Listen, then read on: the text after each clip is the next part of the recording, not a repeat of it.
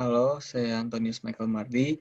Saya berasal dari jurusan Teknologi Pangan 2019 kelas A. Di pada kesempatan kali ini, saya akan menjelaskan tentang Manager as Decision Maker. Dan perusahaan yang saya analisis adalah perusahaan Bukalapak. Jadi, apa itu manajer atau definisi manajer itu apa? Manajer adalah seseorang yang memiliki tugas untuk merencanakan, membuat keputusan, merancang, memandu, dan menjaga sumber daya manusia bekerja dengan baik.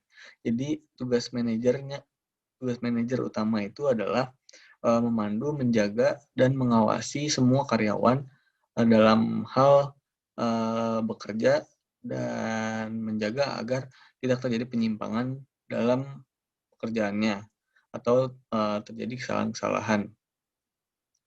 Dan apa itu Bukalapak? Bukalapak adalah perusahaan online marketplace terkemuka di Indonesia yang bergerak di bidang jual beli dengan mekanisme konsumen ke konsumen. Jadi semua orang dapat membuka toko online di Bukalapak dan melayani pembeli dari seluruh Indonesia.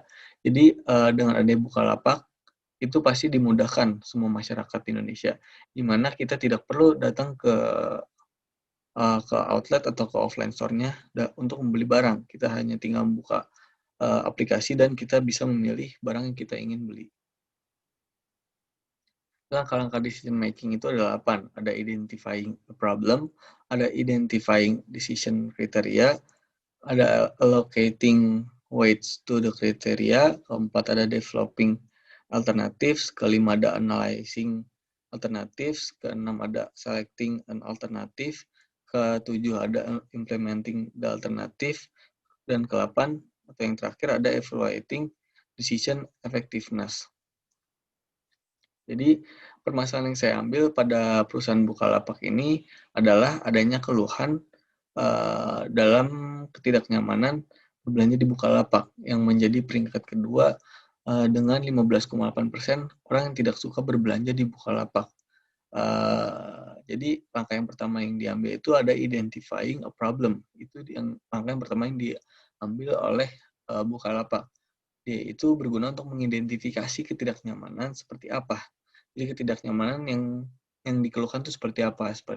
Yang ditemukan Bukalapak itu adalah ketidaknyamanannya adalah lamanya pengiriman. Setelah sudah diketahui, masuk ke tahap kedua, ada identifying decision criteria.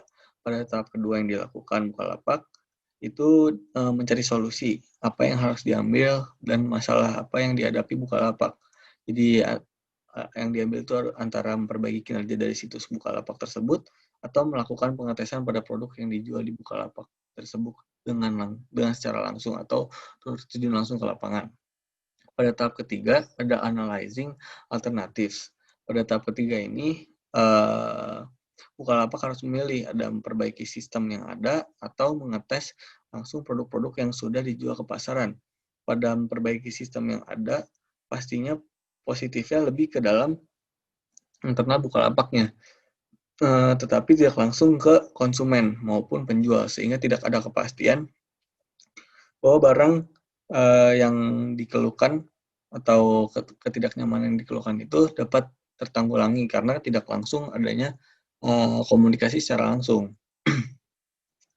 Dan jika alternatif yang kedua yaitu pengetesan langsung ke konsumen maupun penjual Bukalapak, pasti lebih mengetahui permasalahan yang terjadi sehingga ada keterlibatan langsung dari Bukalapaknya untuk menjamin bahwa barang yang dijual itu benar-benar sudah layak dan memang sudah terjamin bahwa akan sampai, dan ada kendala-kendala yang real itu pasti terlihat langsung kalau misalnya langsung terjun ke lapangan.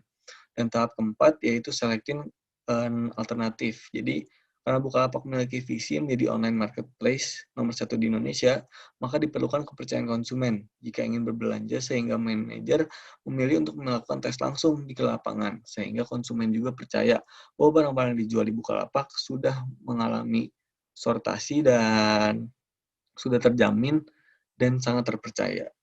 Tahap kelima yang dilakukan Bukalapak adalah implementing the alternatives. Jadi Bukalapak akhirnya melakukan pengetesan, dan pengetesannya akan ke seluruh Indonesia. Tetapi pertama-tama pastinya Bukalapak akan melakukan tes di daerah Jakarta terlebih dahulu, dan selanjutnya akan ke daerah-daerah yang lebih mendalam. Kalau tahap ke-6 atau evaluating, setelah melakukan pengetesan, banyak respon-respon dari konsumen yang semakin percaya untuk membeli barang di Bukalapak. Dan ini adalah contoh-contoh atau testi-testi dari respon pembeli atau konsumen. Nah, jenis decision itu ada dua, ada program decision sama unprogrammed decision. Kalau program decision itu biasa ditangani oleh manajer lower level atau manajer yang masih awal-awal, yang masalahnya masih tidak terlalu besar dan penanganannya juga tidak memakan waktu yang lama. Seperti terjadi kesalahan produk, konsumen yang merasa dirugikan dari chat atau misalnya dia konsumen mengecat kepada admin dari toko dari suatu toko dan respon dari toko itu tidak baik, si konsumen berhak mengajukan keluhan terhadap Bukalapak. Seperti itu kalau program decision. Kalau unprogram decision itu biasa ditangani oleh manajer yang sudah senior, di mana dalam menangani masalahnya tidak hanya satu manajer saja yang mengambil keputusan, tetapi banyak atasan-atasan yang terlibat dalam penyelesaian masalah dan memakan waktu yang lebih lama. Contohnya masalah penipuan yang terjadi dalam hal jual beli. Pastinya banyak manajer-manajer yang ikut dalam menyelesaikan masalah tersebut. Karena masalah tersebut pastinya sangat merugikan dari kedua belah pihak, dari konsumen, dari si Bukalapak juga, karena dapat mencoreng namanya, dan si konsumen juga sangat merasa dirugikan. Karena itu pasti akan memakan waktu lebih lama.